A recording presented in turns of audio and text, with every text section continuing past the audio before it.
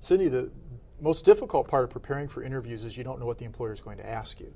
And there are hundreds of questions that could come up during an interview, some of them pretty bizarre.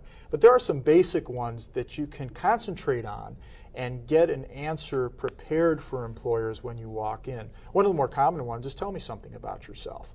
So your object of the interview is that you want to get in with that company. You want to get a seat with that organization. And you can use the word SEAT as an acronym to help you remember the things that you want to tell the employer that are probably going to be most important to them at the beginning of the interview. The S could be your skills. You want to identify for them 3 to 5 of your most impressive skills.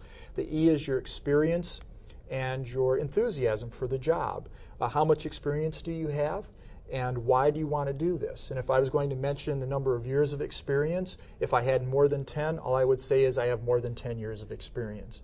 The A is for the accomplishments. Pick out the 2 or 3 biggest accomplishments that you have. And the T is to tell them about the training and the education that you have that pertains to the job that you're there talking to them about.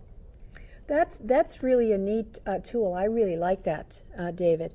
You know, something else people need to be aware of is to anticipate the question, what are your strengths? You know, everybody has strengths, but to really take the time to think about how they relate to the specific job that you're going after is very important. So you need to be prepared with, say, 3 or 4 specific strengths. Maybe it's things like, let's say, teamwork, collaboration, problem solving, good with people, and then being prepared to back those up with specific examples too if you're asked for them. And on the flip side of that, they'll sometimes ask you about your weaknesses or what do you think you need to improve. Yes. As human beings, we all have weaknesses. So you want to come up with some things that you can tell the employer that's truthful, but on the other hand, is it going to be something that they're going to look at as a deal breaker for you? For instance, my biggest weakness, some people might think, is my experience. You may have people that you're interviewing that have more experience than I do. But in learning new positions, I've usually learned the job in half the time that the employer thought it would take me. And because I don't have a lot of experience in this particular area, I don't have any bad habits. I'm going to learn the job the way you teach me to do it. Another one I've heard people say is, well, I haven't quite attained the educational level that I wanted to. So I've got such and such a degree or such and such a certificate, but I'm planning on going back to school because I want to achieve whatever your next goal is. And give the employer an idea of when you're going to go and do that, so that to them it sounds like something you're realistically planning as opposed to just a wish. Another thing is why did you leave your previous positions? What is it about those jobs that you felt weren't fulfilling your career goals for you? Let the employer know what those were, but put them in such a way that they're going to recognize that each move was a positive move for you, that it was an advancement opportunity to get you to the point where you are now, ready to take on this opportunity to eventually get you to that career goal that you've wanted. Sure, and I know often employers will also try to identify if someone has a break in employment. You know, what's been going on? You know, why has the person been out of work?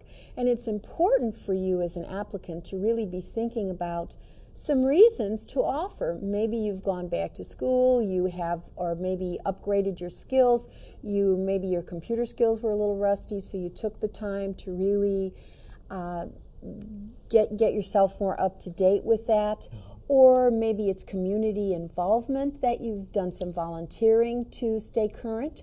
Or maybe you've really taken the time to revisit what you want to do next with your career. So you have done some investigating before you've gone into the job market again. Quite simply, it's all the reasons why the employer should hire you. Yes. And what employers are looking for basically is, can you make me money? Or can you save me money? That's what it all boils down to. So everything that you talk about in the interview should be centered on what can you do to either make that employer money or save them money so that their company will be more profitable. Sure, and of course you want to go into the interview prepared to answer that, but then also be sensitive to what the employer is saying throughout that interview so that you can customize that answer at the very end and have a powerful close. Mm-hmm.